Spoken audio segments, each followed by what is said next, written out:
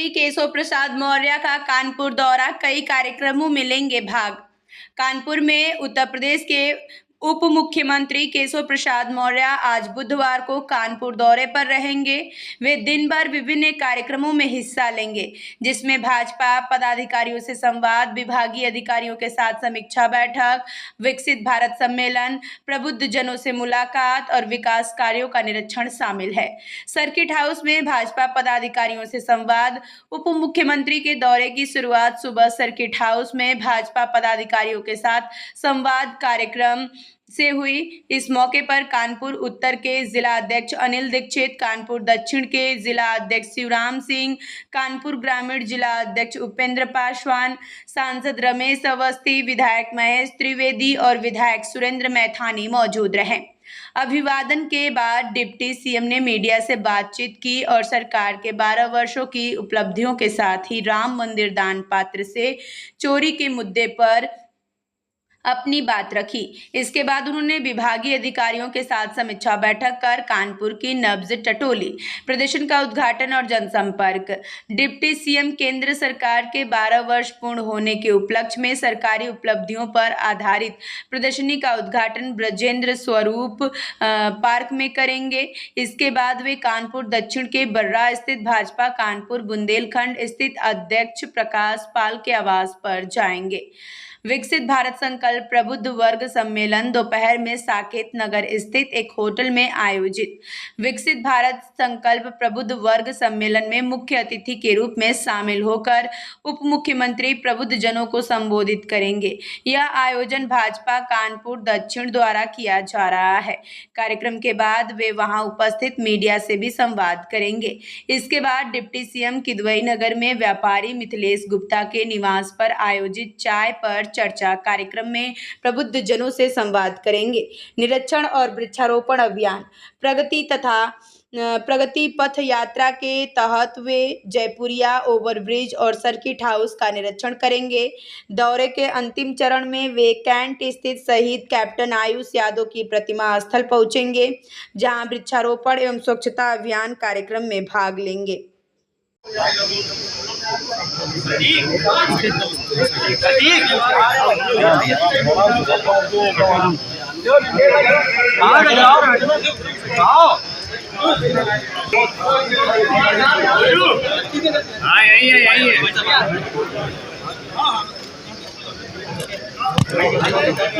चलो भैया सामने जुड़ो। भैया सामने रुक जाओ धीरे धीरे हटो भैया सामने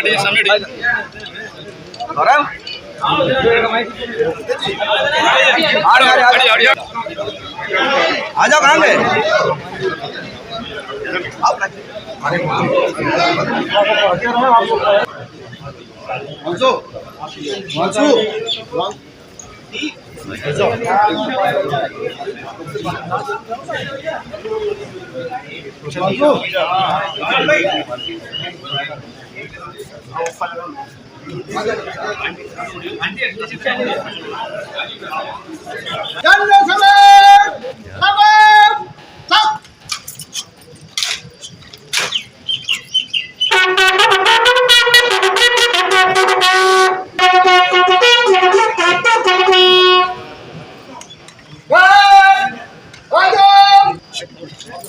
श्रीमान गार्ड निरीक्षण को तैयार है।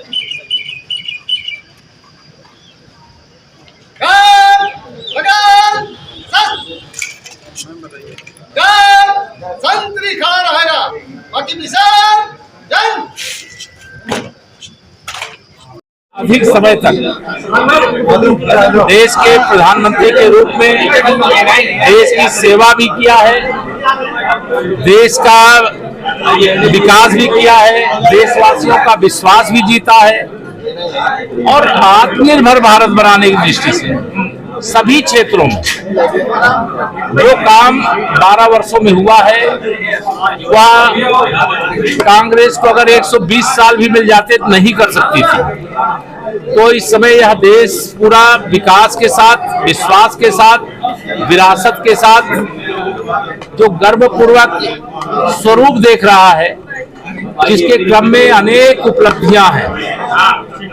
अगर हम देश को आर्थिक रूप से समृद्धशाली बना रहे हैं, अयोध्या में रामलला के जन्मस्थान पर भव्य मंदिर बनाने का काम हो गया है, जम्मू कश्मीर से 370 का अंत हो गया है, और गरीब कल्याण के लिए दुनिया का कोई नेता इतना काम नहीं किया जितना माननीय प्रधानमंत्री श्री नरेंद्र मोदी जी के नेतृत्व की सरकार के द्वारा किया गया। हम कानपुर में हैं।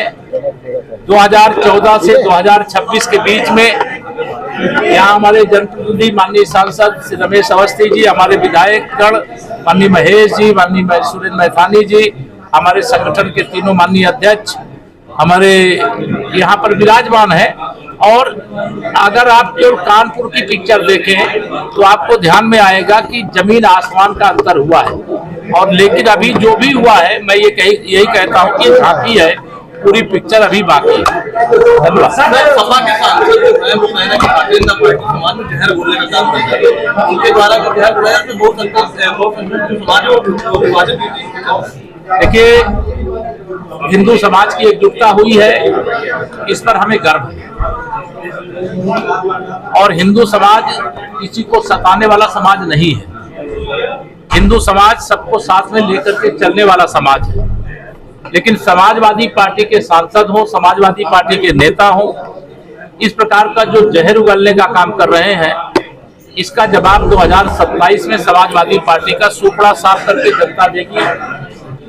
और इतना करारा जवाब देगी कि इनको ये एहसास हो जाएगा कि हिंदू समाज के प्रति जिस प्रकार के शब्दों का प्रयोग किया गया है, उसको लेकर के ये माफी मांगते घूमेंगे। लगातार एक लेख यादव सवाल लेके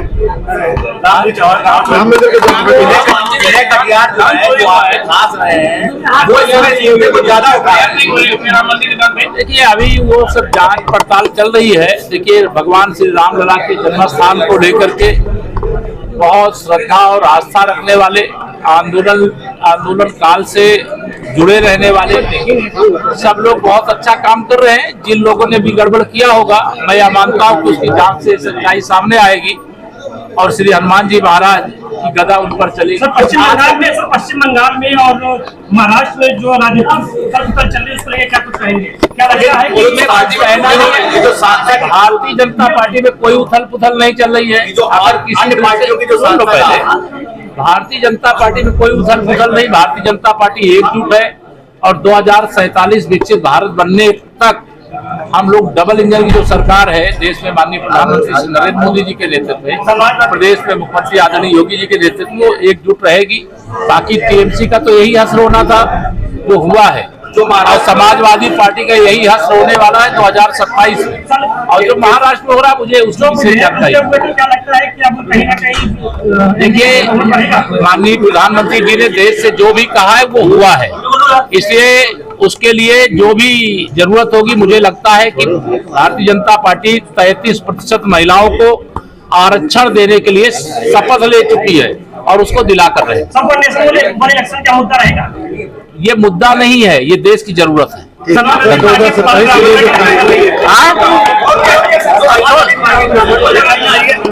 करने दो जी, समाज में